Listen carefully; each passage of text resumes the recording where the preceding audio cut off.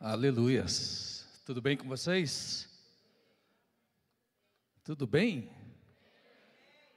Sei não, hein? Sabia que Deus te ama? Sabia mesmo? Algumas vezes, e já aconteceu uma certa vez comigo, alguém veio me questionar e dizer para mim assim que ele não acreditava que Deus o amava. E eu perguntei por que isso, né? E ele disse, porque eu estou vivendo uma situação contrária, estou vivendo uma situação difícil, e eu acredito que é porque Deus não me ama. Eu acredito que é porque, de repente, eu tenho feito coisas erradas, ou fiz coisas erradas, e eu estou colhendo, né, resultado da vida errônea que eu tive, eu estou colhendo. E como eu falei para esse rapaz, eu disse para ele assim que o grande problema nosso é que nós não entendemos como é o amor de Deus. Porque para Deus nos amar, nós não temos que estar com a vida 100% ótima, 100% boa. O próprio Jesus, quando estava na terra, ele disse, no mundo tereis aflições. Ele não nos enganou de maneira alguma. Ele nos abriu os olhos. E quando nós olhamos para a palavra de Deus, nós vemos que este mundo jaz no maligno.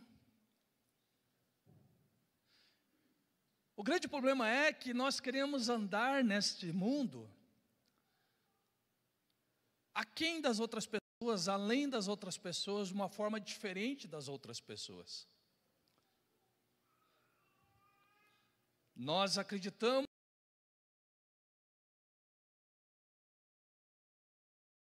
que é aquele que fez as coisas erradas, e às vezes, né, o nosso coraçãozinho enganoso ou pequeno, fica até torcendo para que dê errado, para que aquela pessoa sofra. Ah, ele vai ver, ele vai colher, Deus vai pesar a mão. E às vezes tem pessoas que estão sobre as nossas vidas. Quantas vezes alguém já me disse que Deus vai pesar a mão sobre você, você vai ver, você está fazendo isso, mas Deus vai pesar a mão. Mas quando nós olhamos para a palavra de Deus, nós vemos que o amor de Deus, ele é sobre todas as.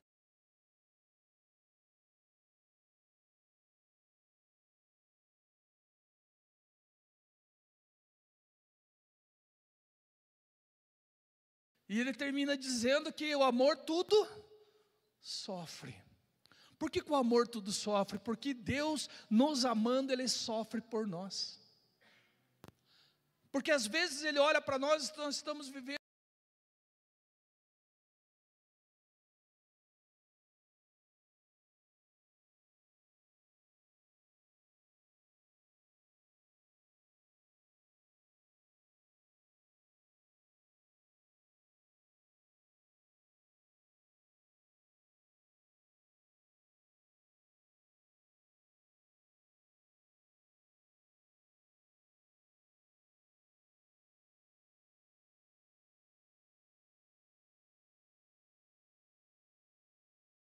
Então nós temos que entender qual é verdadeiramente o grande amor de Deus por nós.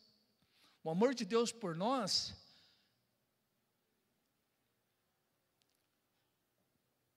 às vezes é incompreensível. Por que eu digo isso?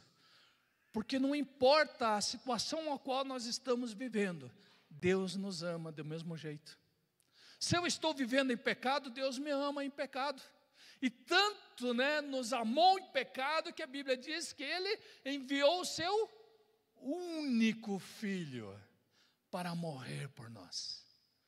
Esse é o amor de Deus. O amor de Deus, Ele te ama. Se você está vivendo numa situação contrária, uma situação a qual não está muito confortável, não está muito boa na tua vida, Deus continua te amando. E Ele demonstra isso como? Enviando a sua palavra sobre a sua vida. E dizendo, calma meu filho, a bênção vai chegar, a vitória vai chegar, essa situação não vai durar por muito tempo. Nós somos, muitas vezes, aqueles que não compreendemos este amor pelas nossas vidas. Mas nós precisamos entender qual é o grande amor de Deus sobre nós. Porque às vezes nós achamos que Deus nos ama somente quando tudo está bem. Não, Deus nos ama o tempo todo. O tempo todo Deus te ama. O tempo todo Deus te ama. Deus te ama porque você está aqui dentro da igreja? Pode ser, mas Deus te amou quando você estava lá fora no mundo. Deus te ama porque está tudo bem com você hoje, você está tudo corretinho, tudo certinho, beleza, Deus te ama, mas Deus te amou também quando você estava todo errado lá fora. Este é o amor de Deus para com a tua vida, e nós precisamos entender isso. João capítulo 1, versos 43 a seguir. No dia seguinte, quis Jesus ir a Galiléia, e achou a Filipe e disse-lhe, segue-me. E Filipe era de Betsaida, cidade de André e de Pedro. Filipe achou Natanael e disse-lhe, havemos achado aquele de quem Moisés escreveu na lei e os profetas, Jesus de Nazaré, filho de José. Disse-lhe Natanael, pode vir alguma coisa boa de Nazaré? Disse-lhe Filipe, vem e vê. Jesus viu Natanael vir ter com ele e disse dele, eis aqui um verdadeiro israelita, em quem não há dolo. Disse-lhe Natanael, de onde me conheces tu? Jesus respondeu e disse-lhe, antes que Filipe te chamasse, te vi eu, estando tu debaixo da figueira. Natanael respondeu e disse-lhe, Rabi, tu és o Filho de Deus, tu és o Rei de Israel. Jesus respondeu e disse-lhe, por que te disse, vi-te debaixo da figueira, crês? Coisas maiores do que estas verás. E disse-lhe, na verdade vos digo, que daqui em diante vereis o céu aberto, e os anjos de Deus subindo e descendo sobre o Filho do Homem. Jesus, nessa época, estava aqui na terra, para cumprir uma missão. Deus, o Pai, o enviou para cumprir uma missão. O fim dessa missão seria a morte da cruz. Mas até lá, ele tinha algo para realizar, algumas coisas ele veio para fazer. Agora é interessante, né, que nós vemos a maneira, a forma com que Jesus veio à terra. Quando ele foi embora, a Bíblia diz que ele foi embora numa nuvem, não é isso? Mas, quando ele veio à terra, ele não veio numa nuvem. Ele veio como? Ele nasceu naturalmente de uma mulher, não é isso? Nasceu naturalmente de um parto de uma mulher, não é isso? Agora, por que ele nasceu de uma mulher? Quando nós estudamos a palavra de Deus, nós vemos lá no princípio, quando o homem pecou. A Bíblia diz que o homem pecou, mas quando nós vamos ver, né? Quem pecou primeiro? Foi a mulher. Foi a primeira que comeu a maçã. Foi a primeira que sucumbiu à artimanha do diabo.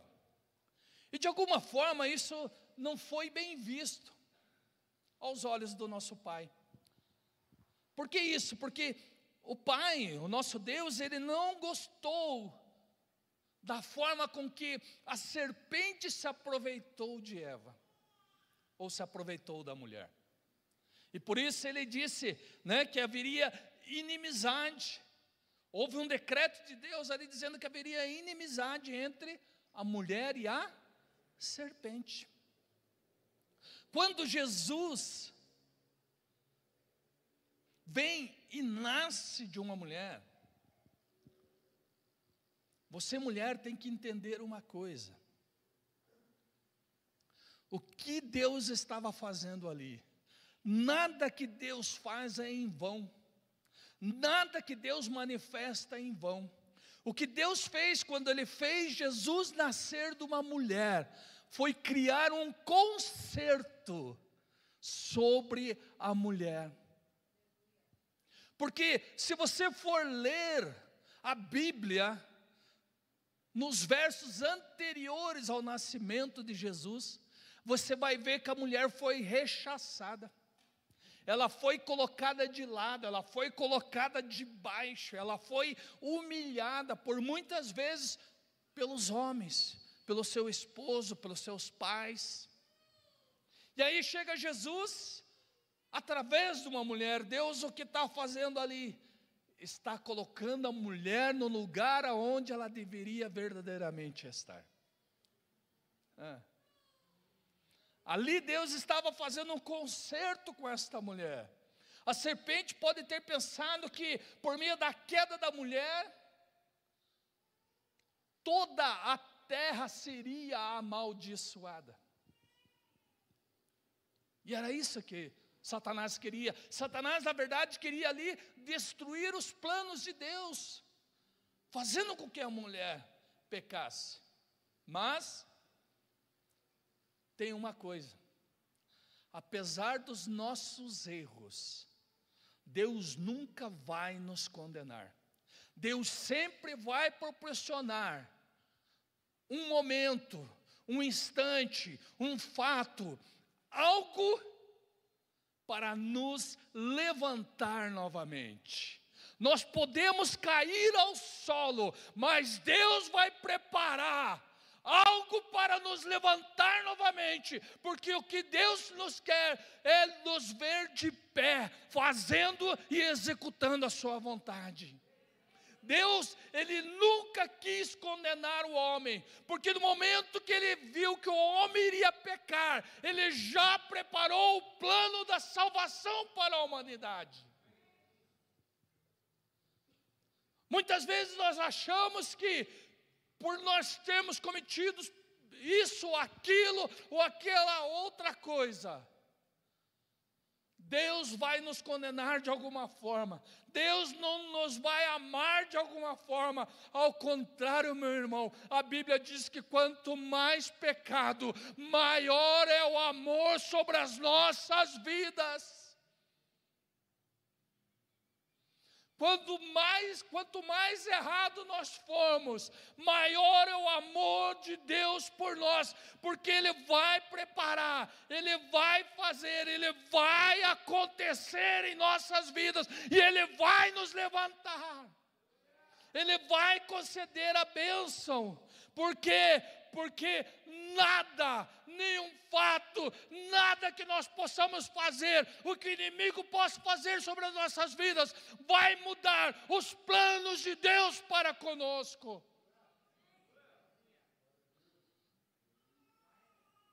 Deus tem um plano com você, e Ele vai executar este plano. Ele vai executar este plano. Pode ser que no caminho você sucumbiu, você enfraqueceu, você deixou-se levar pelas coisas, mas tenha bom ânimo, porque Deus, Ele quer te levantar, porque Ele vai fazer com que o plano que Ele tem para com você, ele seja concluído.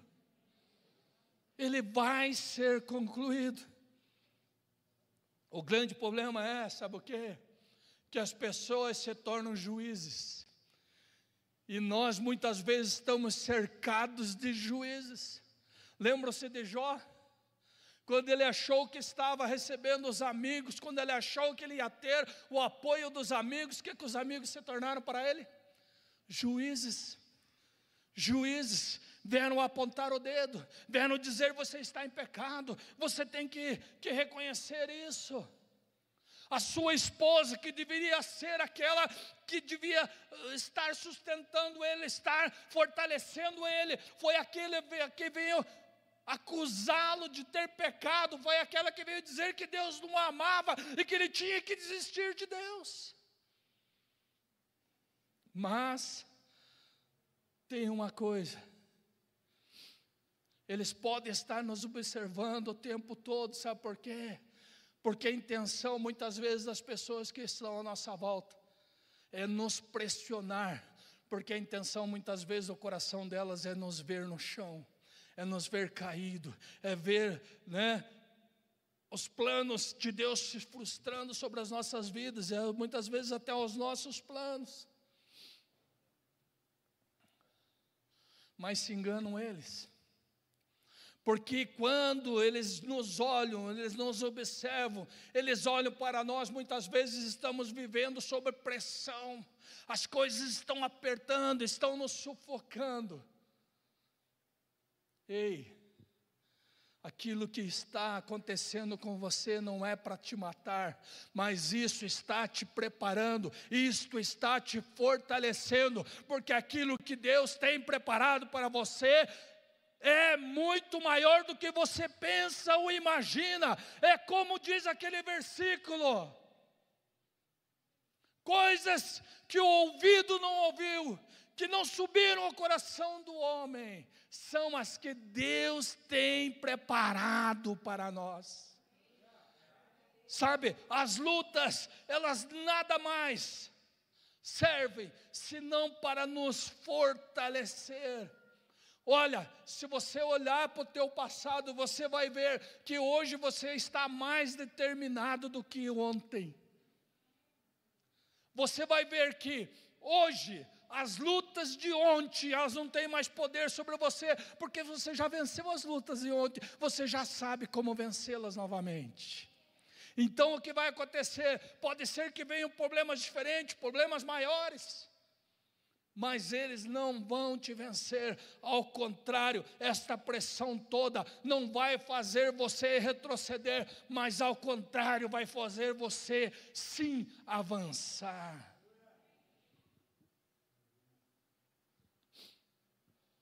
Tem pessoas que não conseguem sorrir quando estão vivendo tempos difíceis.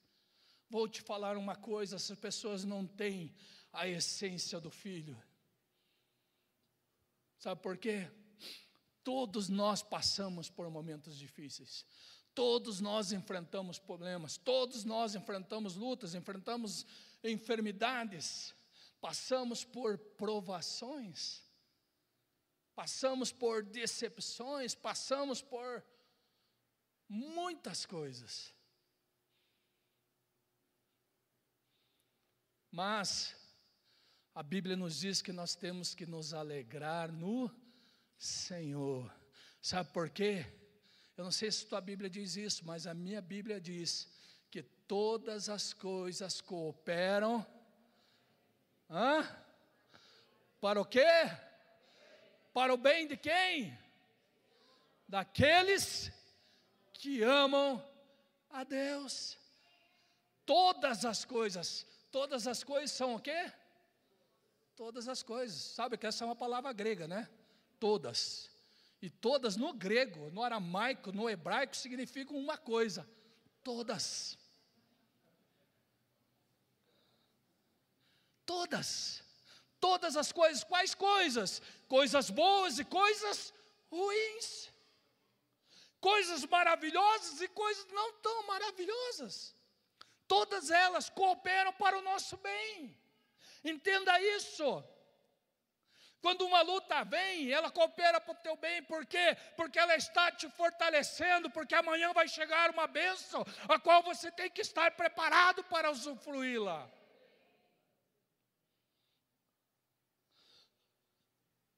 Muitas vezes, quando algo errado, ou algo anormal, ou algo complicado chega à nossa vida, o que nós temos que fazer?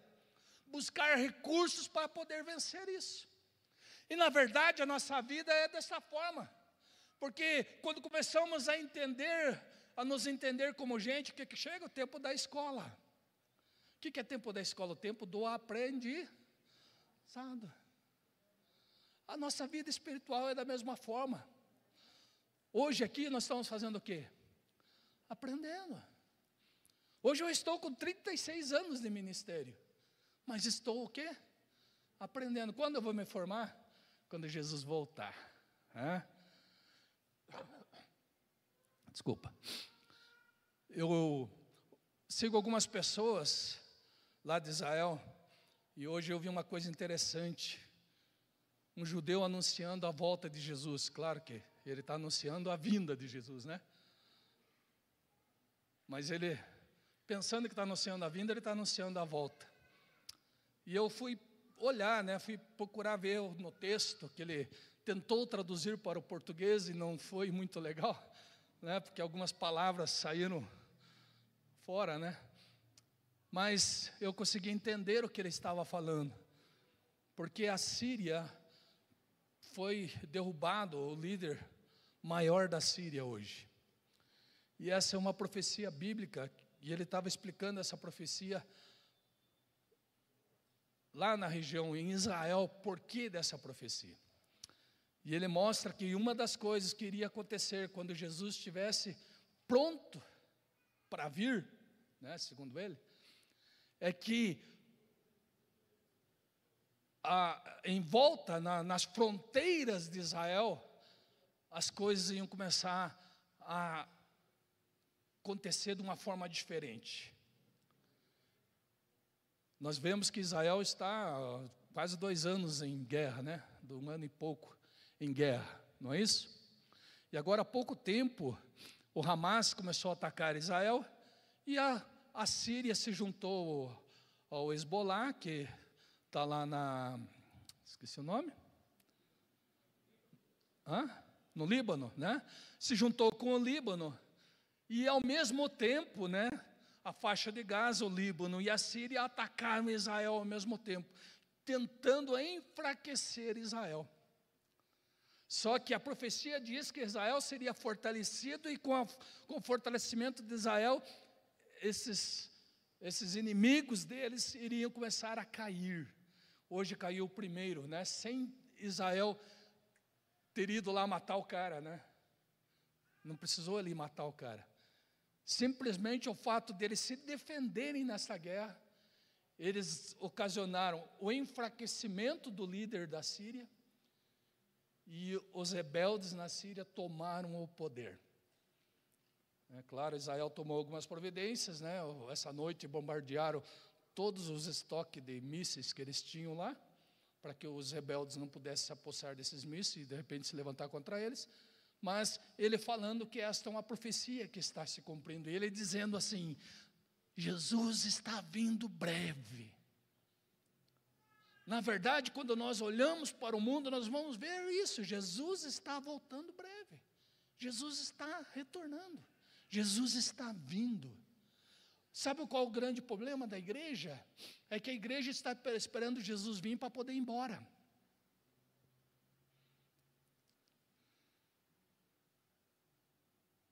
Eu não sei, mas quando eu começo a pensar no número de pessoas que vão perder a salvação se Jesus vir hoje, pense na tua família, quantos não iriam ao céu hoje? Então isso não é um fato para a igreja se alegrar, não é um fato para nós nos alegrarmos. Nós não temos que estar servindo a Jesus esperando o dia do escape, de ir embora, né? Onde não vai haver sofrimento e ranger de dente. Não, gente. O que nós temos que fazer é começar a trabalhar. Começar a trabalhar. Para quê? Para que um número maior de pessoas possa ir para o céu conosco, né? Possam ir ao encontro de Jesus. Mas, né, continuando aqui a mensagem, nós devemos estar sempre em alegria. Por quê? Porque todas as coisas cooperam para o nosso bem, gente. Tudo coopera para o nosso bem. Às vezes as pessoas olham assim: puxa, mas aquele fulano lá está passando por tanta luta e está com um sorriso no rosto. É falso. Talvez não, talvez ele esteja entendendo tudo de um modo correto e sabe o que vai acontecer.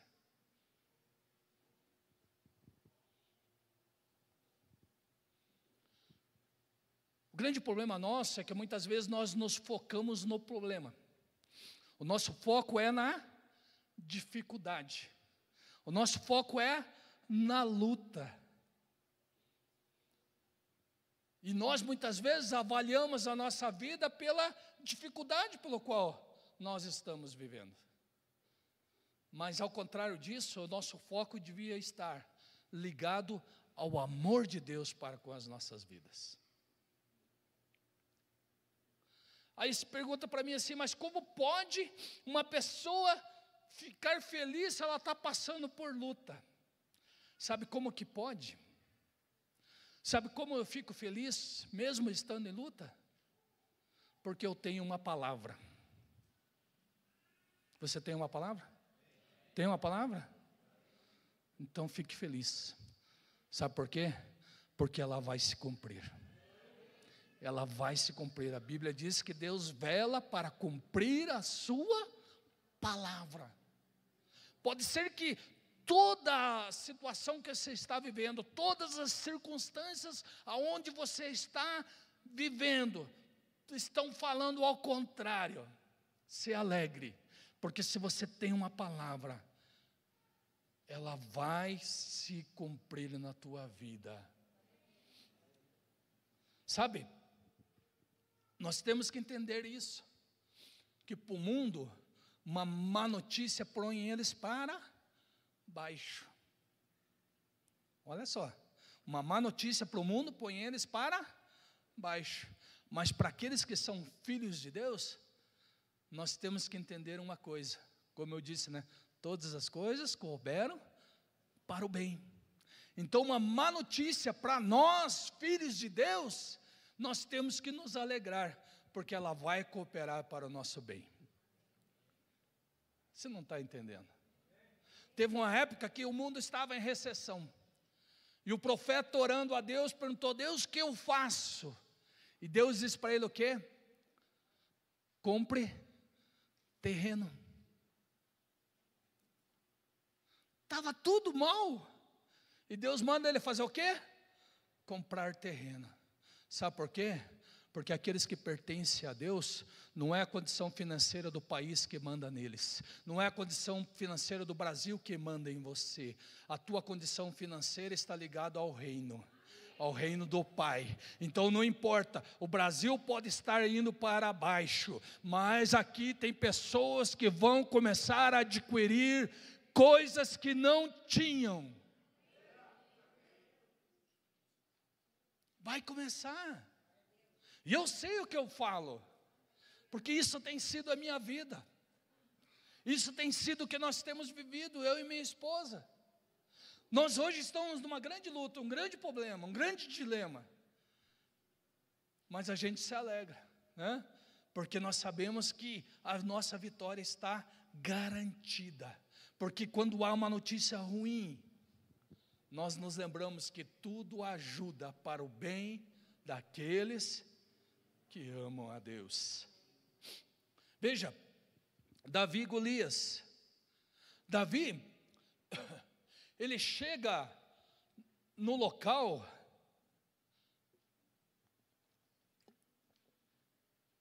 para entregar as quentinhas para os seus irmãos, né? Acho que ele estava numa 125, né? A caixa cheia de quentinha, porque o pai manda ele levar as quentinhas para o irmão, para os irmãos. Os irmãos eram tudo homens fortes, homens de guerra, homens valentes, né? E ele fica em casa por quê? Porque ele era baixinho, fraco, aos olhos das pessoas, que não tinha condição de ir para a guerra. E quando ele chega lá, a Bíblia diz que por 80 vezes, 40 dias e 40 noites, um gigante, um homem, estava ali ameaçando o povo de Israel. 40 dias e 40 noites, de manhã e de tarde, todos os dias, 80 vezes ele fez ameaça. E nem o rei, né, que devia ser o mais corajoso, nenhum dos soldados que estavam ali na guerra, muito menos os seus irmãos, que aos olhos de todo mundo eram fortes, corajosos, né, queriam enfrentar este homem. Davi, pequenino, rejeitado, né, aquele que ficou em casa para cuidar das ovelhas. Aquele que, segundo as pessoas da época, não teria condição de lutar, ele chega lá e pergunta: mas ninguém vai enfrentar esse cara aí, não. Vão comendo a quentinha de vocês, eu vou ver o que eu vou fazer. Tenho que fazer alguma coisa. Alguém tem que fazer alguma coisa. Então, o que acontece com Davi? Vamos olhar Davi aos olhos do Pai. Davi, a Bíblia diz, Jesus disse que Deus o amava porque ele tinha o coração de Deus, não é isso? Ele tinha o coração do Pai, ele andava conforme aquilo que Deus falava no seu coração. O coração de Davi, ele era de tal forma que aquilo que fazia as pessoas correrem para trás, fazia com que Davi fosse para frente.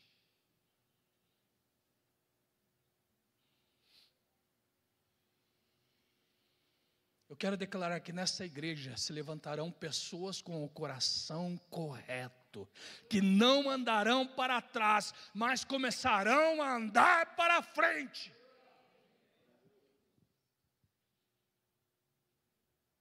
Nós precisamos levantar filhos com o coração correto, filhos que sejam firmes, filhos que sejam determinados, filhos que não se calem diante das trevas. Veja uma coisa interessante. Depois, vá ler a história de Davi e o gigante. Você vai ver que Davi nunca chamou Golias de gigante, e muito menos chamou ele pelo seu nome. Todas as vezes que Davi se referia a ele se referia como? O incircunciso. Vocês vão permitir que este incircunciso continue fazendo essas ameaças?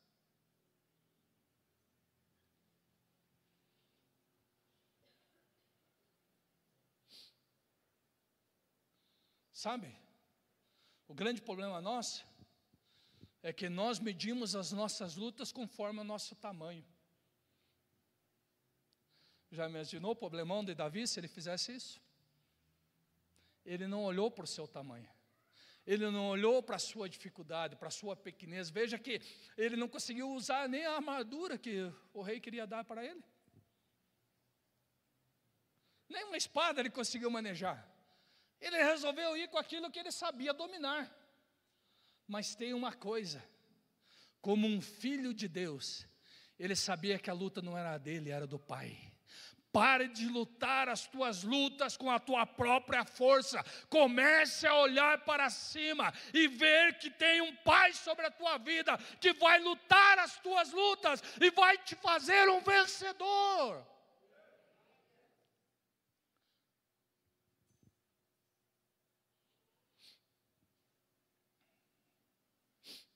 Nós não podemos ficar com a mente das pessoas olhando o gigante. Nós temos que ter a mente de Davi. Precisamos ter a mente de Davi. Por que isso? Porque Davi tinha a mente do Pai. Ele nunca olhou o gigante como gigante. Nunca.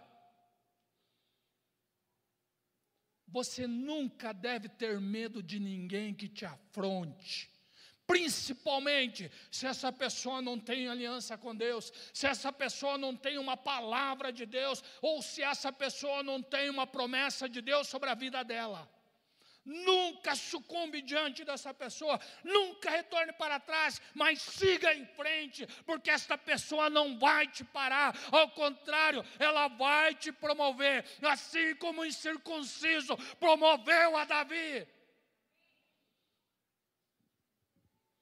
Depois dessa luta, ele chegou aos 2 milhões de likes na sua rede social.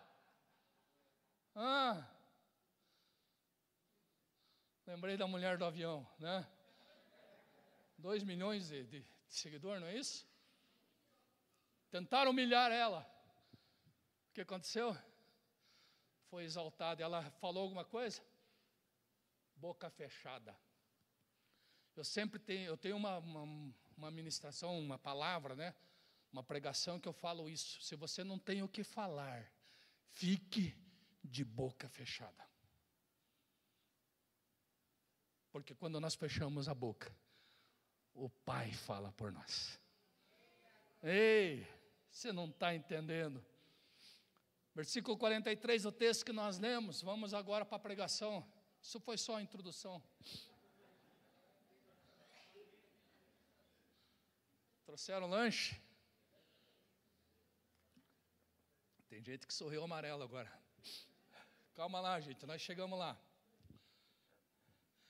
No dia seguinte, quis Jesus ir a Galileia e achou a Filipe e disse-lhe: segue-me. O que Jesus fez ali? Ele recrutou o Filipe. Agora, interessante aqui, Jesus ele não pregou para Filipe.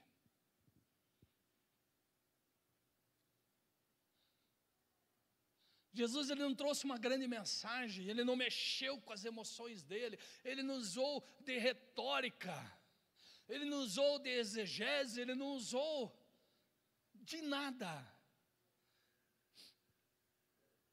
Simplesmente, Jesus sabia quem ele era. E o fato de saber quem é, ele não precisou dizer para Filipe nada, somente uma palavra: vem e me segue. Então veja que Jesus ele não precisava de pregação para convencer as pessoas, muito menos ele precisava aterrorizar as pessoas. Há muitas pessoas que fazem isso, não fazem? Aterrorizam, né? Para quê? Para conseguir fazer com que aquela pessoa faça o que ela quer. Já aconteceu isso comigo, gente. Em muitos lugares.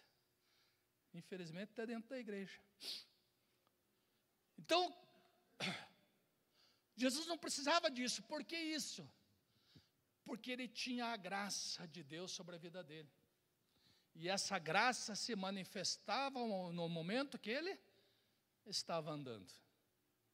Então, ele não precisou pregar para Filipe. Ele estava ganhando vidas sem assustar ninguém, sem pregar para ninguém, sem falar nada. A única coisa que precisou ali para Filipe foi o olhar de Jesus. No olhar, Filipe viu e enxergou quem ele era. Filipe não conhecia Jesus, mas o olhar o atraiu. O simples olhar. Que a sua maior pregação seja a tua presença à frente de uma pessoa. E que isso não venha a causar medo, mas venha atraí-la para Cristo, através da sua vida. Sabe por quê? Porque as pessoas precisam olhar para nós, e simplesmente no olhar para nós, saber que nós temos aquilo que elas precisam. Só o fato de olhar. Um dia uma feiticeira trabalhava comigo e todo mundo tinha medo dela.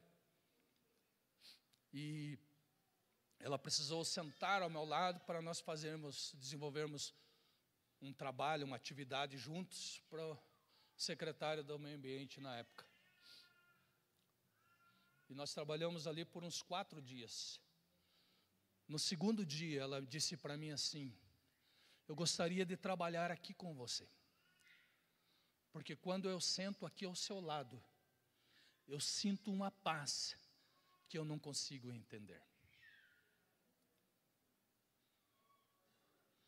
Eu não estava na igreja. Eu não estava vestido de pastor. E eu sempre entendi isso, que no meu serviço eu era funcionário, não era pastor. A única coisa que eu tinha era uma Bíblia que ficava em cima da minha mesa. Era a única coisa que me denunciava, eu achava, né? Mas por muitas vezes as pessoas chegaram para mim e disseram: você pode orar por mim? Você pode orar por mim? Um dia a mulher que servia cafezinho, que eu não tinha contato com ela simplesmente pegava o telefone e dizia: você pode trazer um cafezinho ou 2 cafezinhos aqui na minha sala? E um dia eu estava me preparando para descansar do almoço, e ela chegou e disse assim: eu precisava falar com o senhor. Eu disse: tudo bem. Ela disse assim: sabe, a minha filha está passando por uma dificuldade porque ela se meteu com um traficante na rua onde ela mora. E esse traficante deu um ultimato para ela, deu 1 semana para ela sair da casa, porque ele disse que aquela casa pertencia a ele. E ela disse: eu precisava da tua ajuda. Eu não perguntei para ela que tipo de ajuda ela queria, eu disse para ela: vamos orar? Qual é o nome da sua filha? E eu orei com ela pela sua filha. Na outra semana ela chegou no serviço e eu fui perguntar para ela como estava a menina, né? Porque tinha vencido o prazo. Ela disse: o senhor não sabe? Eu disse: não. Ela disse assim: nós não sabemos como, mas o traficante saiu fugido de noite. E a casa dele foi invadida por outras pessoas. E a minha filha está tudo bem com ela. Não sei quantos anjos ele viu naquela noite que ele teve que correr. Mas as pessoas, quando chegarem para você, elas têm que olhar para você e entender que você tem algo que elas precisam. Versículo 44 diz ali: Filipe era de Betsaida, cidade de André e de Pedro. Betsaida não era o melhor lugar da época, né? Não era a melhor cidade, como muitos lugares que nós conhecemos em Curitiba, né? Que muitas vezes a gente fala: meu Deus, né? Então Betsaida era desse jeito. E diz ali que Filipe era dessa cidade. Mas, quando nós olhamos ali, nós percebemos que Jesus não pensou na origem de Filipe. Para Jesus não importa a origem de Filipe.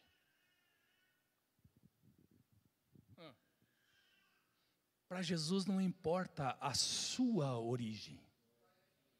Para Jesus não importa de onde você veio. Para Jesus não importa qual é a tua família, ou quem é a tua família, ou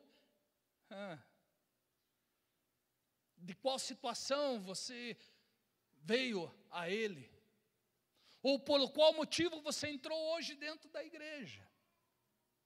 Para Ele não importa qual seja a sua origem.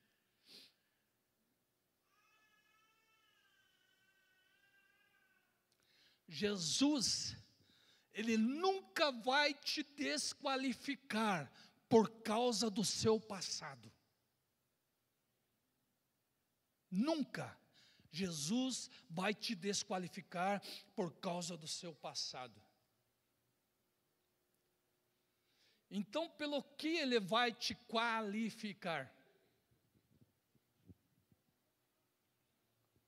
Deus, Jesus vai te qualificar por causa do seu destino. Você não entendeu?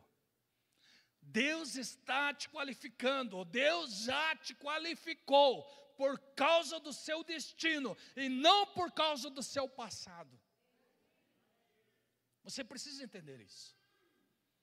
Filipe 45 diz assim: Filipe achou Natanael e disse-lhe: havemos achado aquele de quem Moisés escreveu na lei e os profetas, Jesus de Nazaré, filho de José.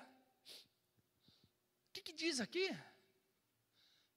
Que foi Filipe quem encontrou Natanael, não foi Jesus. Você não está entendendo. Sabe o que aconteceu com Filipe? Ele entendeu uma coisa, que aquilo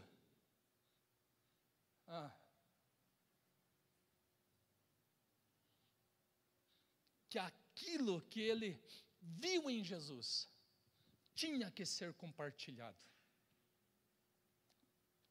Aquilo que você viu em Jesus precisa ser compartilhado.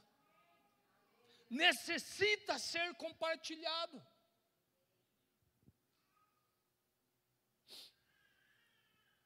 Veja que nós falamos que Filipe não conhecia Jesus, mas agora ele chega para Natanael e diz para ele que Jesus era aquele que Moisés e os profetas haviam falado. Quem deu esse testemunho a Filipe?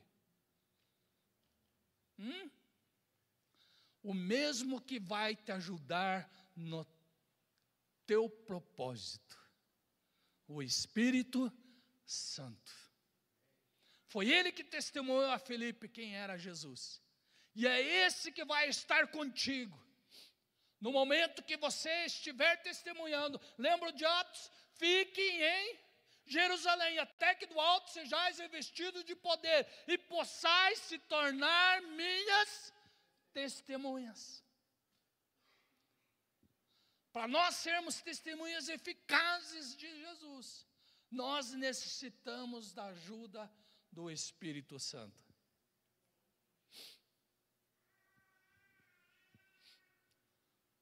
Veja que Jesus não precisou falar muitas coisas.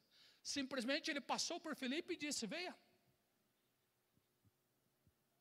E Filipe o seguiu.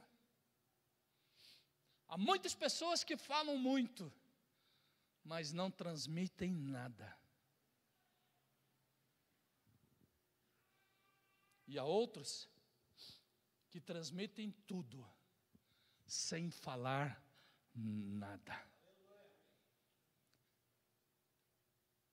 45 e o 46 diz assim: Filipe achou Natanael e disse-lhe: havemos achado aquele de quem Moisés escreveu na lei e os profetas, Jesus de Nazaré, filho de José. Disse-lhe Natanael: pode vir alguma coisa boa de Nazaré? Disse-lhe Filipe: o quê? Vem ver. Sabe, às vezes nós queremos se justificar com as pessoas.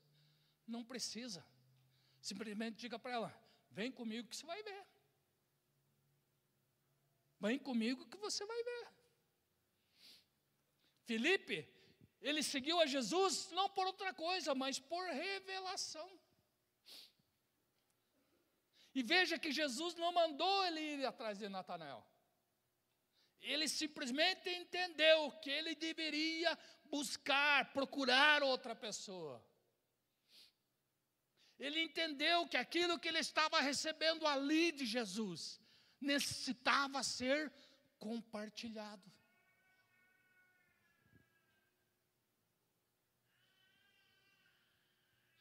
E veja que Natanael, tudo que ele tinha ouvido falar de Nazaré, não era nada bom. Mas, tanto é que ele disse: mas pode vir alguma coisa boa de Nazaré?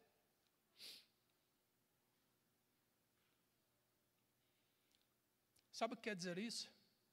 Que muitas vezes as pessoas vão olhar para você e vão querer situar você no seu passado. Vão querer situar você na sua origem. Vão querer situar você em quem você deixou de ser. Ou no lugar da história onde você veio. Só que ela se esquece numa coisa: que você pode ter nascido naquele lugar. Você pode ter nascido num lugar não tão bom. Você pode ter tido uma vida não tão boa. Você pode ter vivido momentos não tão bacanas na tua vida. Mas quando Jesus te encontrou, Ele te encontrou não por causa do seu passado. O teu passado não tem valor algum.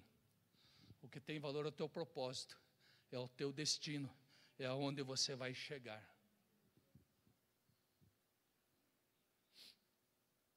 Pode ser que, da onde você se originou, não exista uma história tão boa.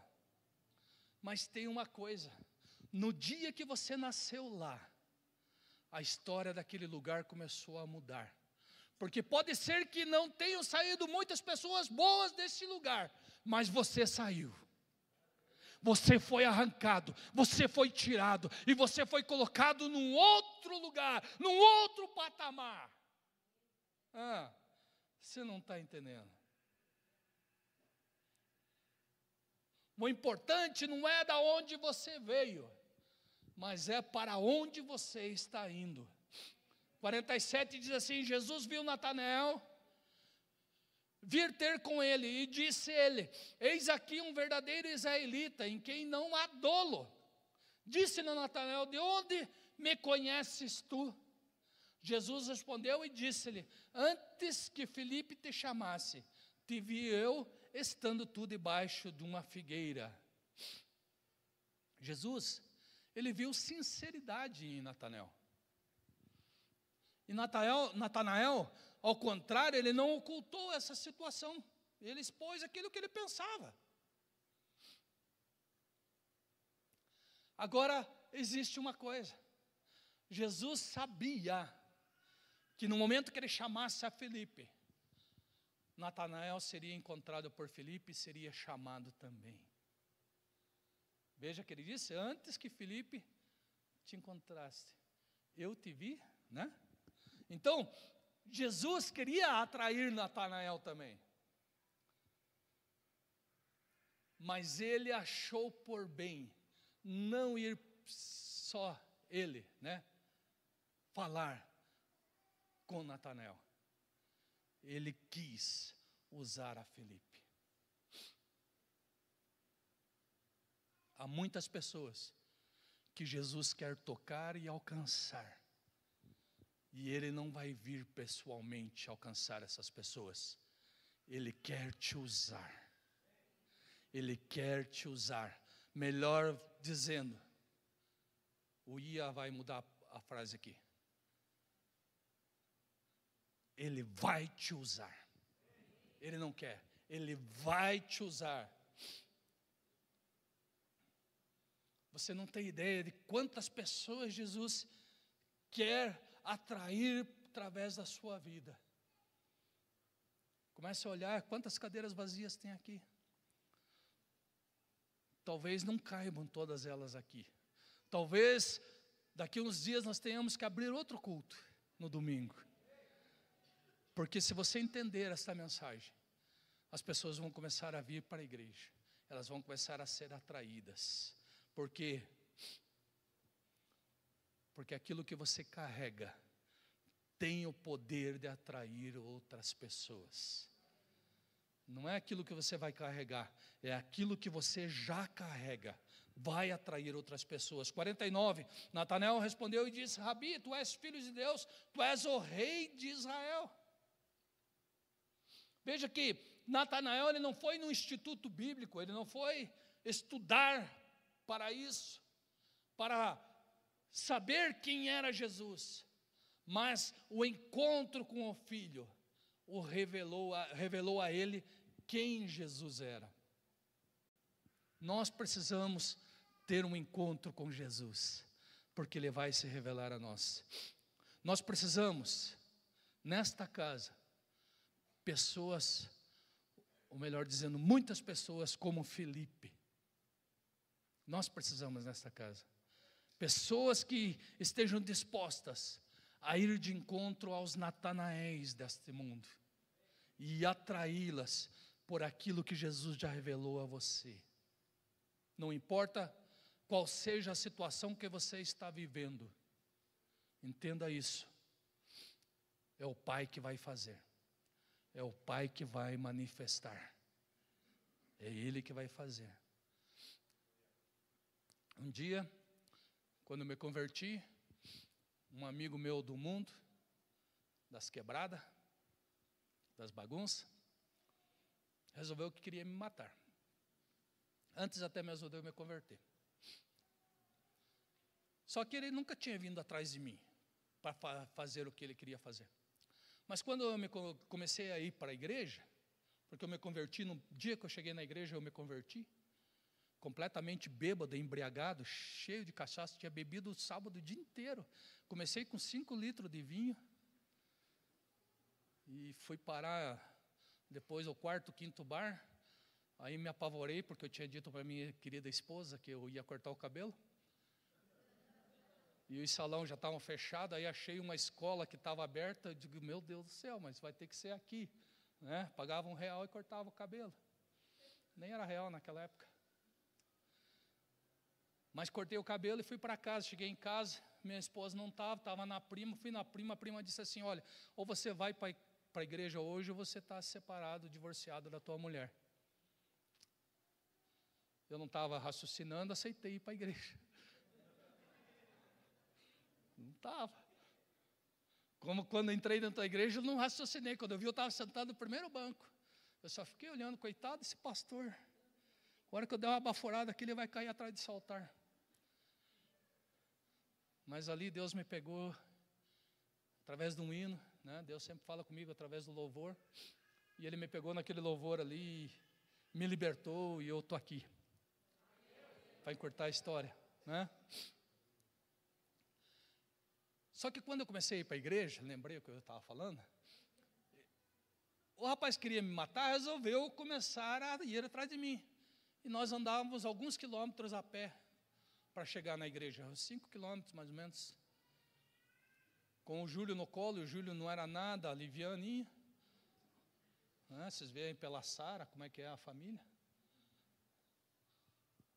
Acima do tamanho normal, né?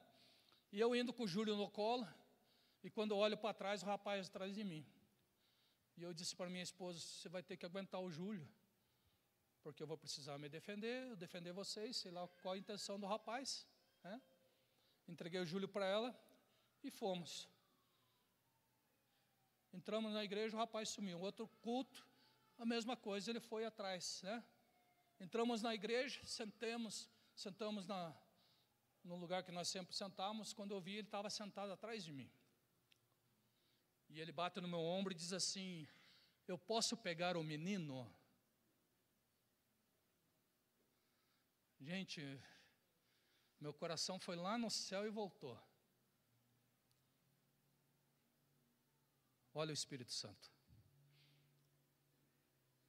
Estava recém-convertido. Nem sabia o que eu estava fazendo ainda, né?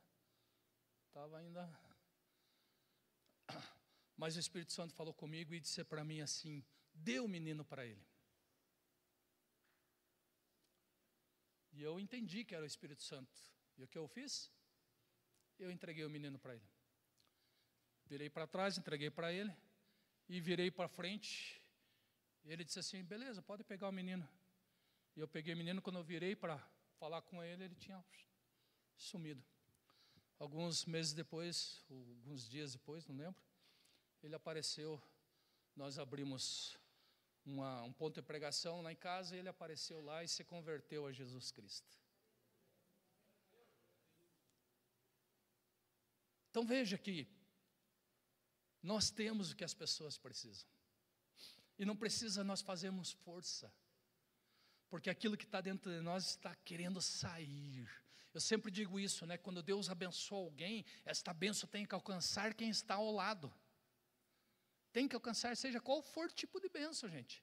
Eu sempre tive isso comigo. O dia que eu comprei, ou melhor dizendo, eu não comprei, eu ganhei meu primeiro carro. Eu trabalhava com 20 pessoas na mesma sala. Ninguém tinha carro. O dia que eu comprei, que eu ganhei o meu carro, porque foi Deus que me deu o primeiro carro. Deixa eu ficar quieto, eu não prego. Ai, Jesus. O dia que eu ganhei este carro, as pessoas que trabalhavam comigo, todas elas começaram a comprar carro. Todas elas, de alguma forma, começaram a comprar o seu carro.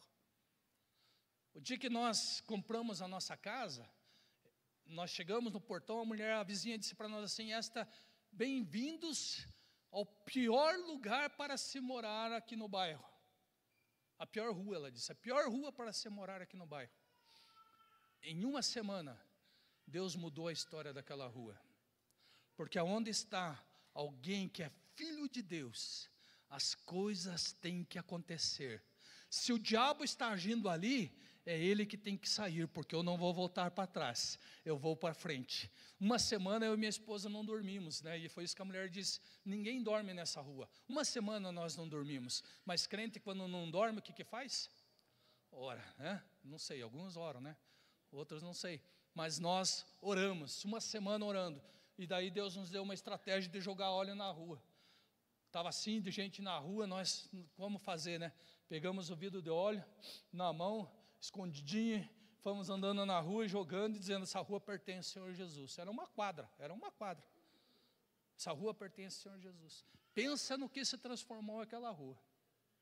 Começou todo mundo que tinha casa ruim, começou a derrubar e construir, né, sobrados, abençoados. Você não está entendendo. Vamos voltar para o texto. 50, Jesus respondeu e disse-lhe: por que te disse, vite debaixo da figueira crês, coisas maiores do que esta verás.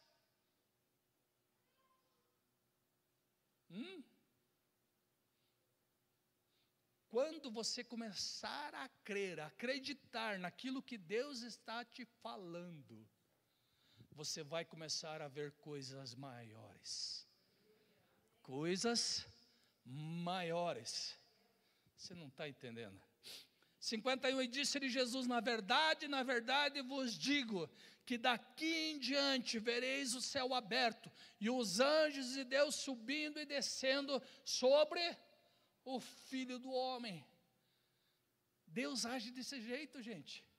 Aquilo que era um sonho para Jacó, porque foi Jacó que sonhou e viu uma escada, né, o céu, a porta do céu aberta, uma escada, e os anjos subindo e descendo. Isto se tornou natural para Natanael.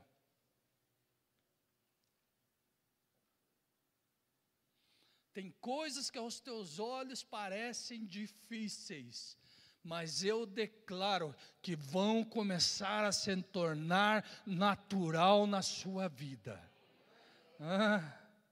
Meu Deus, você não está entendendo. O que está acontecendo aqui? Você não está entendendo. Sabe o que você vai começar a falar para as pessoas? Quando você falar algo para elas, elas te recusarem de alguma forma, diga para elas: venha e veja. Venha e veja. Porque elas vão começar a ver aquilo que Deus está fazendo na sua vida. Vai começar a acontecer. Um dia me falaram isso, né? Que as pessoas iam olhar para mim e não iam entender. E muitas vezes eu andando na rua, as pessoas perguntavam: o que é que está acontecendo com você? Eu não estou entendendo. Ainda ontem você estava aqui na mesma situação que nós. Não vi nada mudando, mas hoje você está mais do que nós. Ninguém entendeu aqui. As pessoas vão começar a olhar para vocês e vão começar a dizer: eu não estou entendendo o que está acontecendo. Você vivia nessa vidinha, você tinha uma vidinha comum, mas hoje eu te vejo abençoado, extraordinariamente abençoado. Você vai dizer para ela o quê? Venha e veja.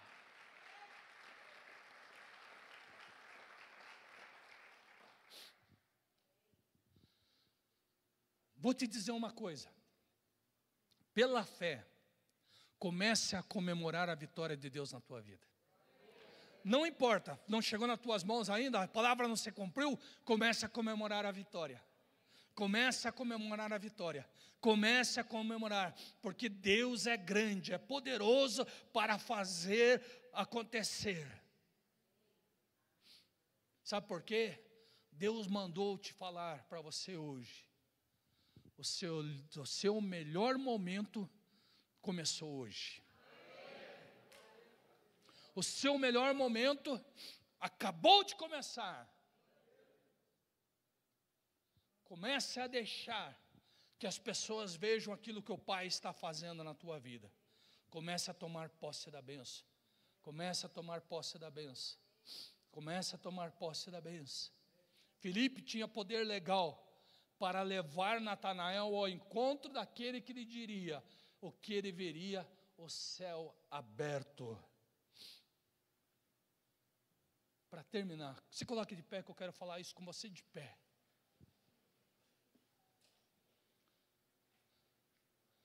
Vou contra a estatística, né?